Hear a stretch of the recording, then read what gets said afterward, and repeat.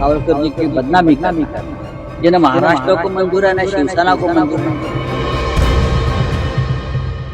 महाराष्ट्र में भारत जोड़ो यात्रा निकाल रहे राहुल गांधी शायद अब अपनी गलती पर पछता रहे होंगे कि क्यों उन्होंने वीर सावरकर का मुद्दा छेड़ा, क्यों उन्होंने बीजेपी पर हमला करने के चक्कर में शिवसेना को भी छेड़ दिया।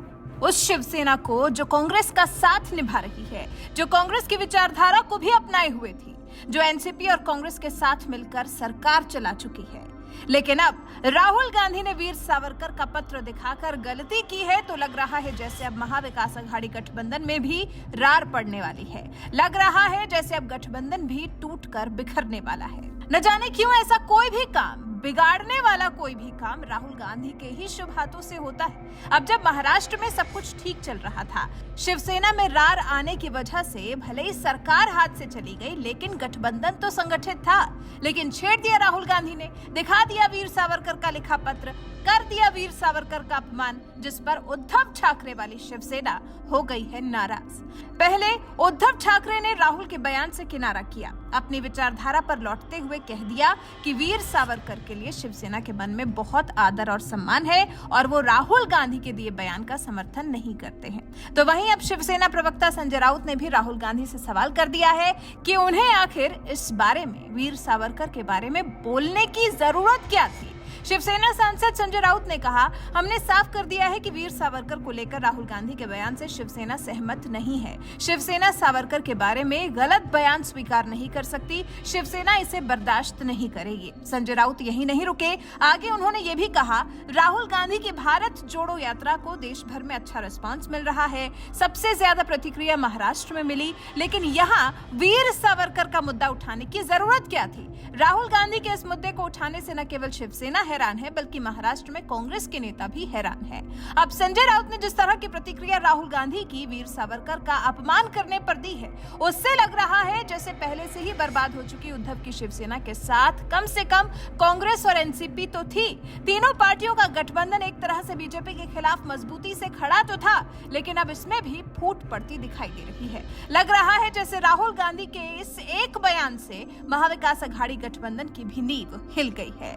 और ऐसा नहीं है कि संजय राउत राहुल से सिर्फ ये सवाल करने तक सीमित रह गए हो कि उन्हें ये सवाल उठाने की जरूरत क्या थी, सावरकर का जिक्र करने की जरूरत क्या थी, बल्कि उन्होंने राहुल गांधी को सलाह भी दी। उन्होंने कहा, ऐतिहासिक काल में क्या हुआ और क्या नहीं हुआ, इसके बजाय एक नया इतिहास रचा जाना चाहिए। राहुल गांधी को इस पर ध्यान देना चाहिए। हमारी मांग है कि वीर सावरकर को भारत रत्न दिया जाए, हम लगातार ये मांग कर रहे हैं। फिर राउत ने आदत के मुताबिक बीजेपी पर भी तंज कसा। उन्होंने कहा, पता नहीं बीजेपी में जो नए सावरकर भक्त पैदा हुए हैं, वो सावरकर को भारत रत्न देने की मांग क्यों नहीं उठाते। शिवसेना प्रमुख बाला साहेब ठाकरे ने हमेशा सावरकर के विचारों का समर्थन किया है, हम ऐसा करना जारी रखेंगे। महाराष्ट्र में आना और सावरकर को बदनाम करना ना तो महाराष्ट्र को मंजूर है और ना ही शिवसेना को। हम महाराष्ट्र में कांग्रेस के नेता राहुल गांधी के बयान का समर्थन नहीं करेंगे।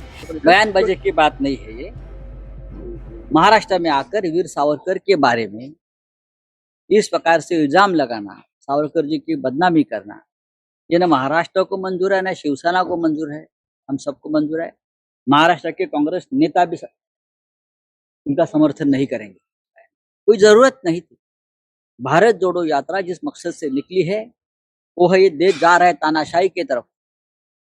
महंगाई, बेरोजगारी, महिलाओं के ऊपर अत्याचार, ऐसे बहुत से विषय पर भारत जोड़ो यात्रा चल रहा है। उनको अच्छे समर्थन मिल रहा है, महाराष्ट्र में सबसे ज्यादा समर्थन मिला।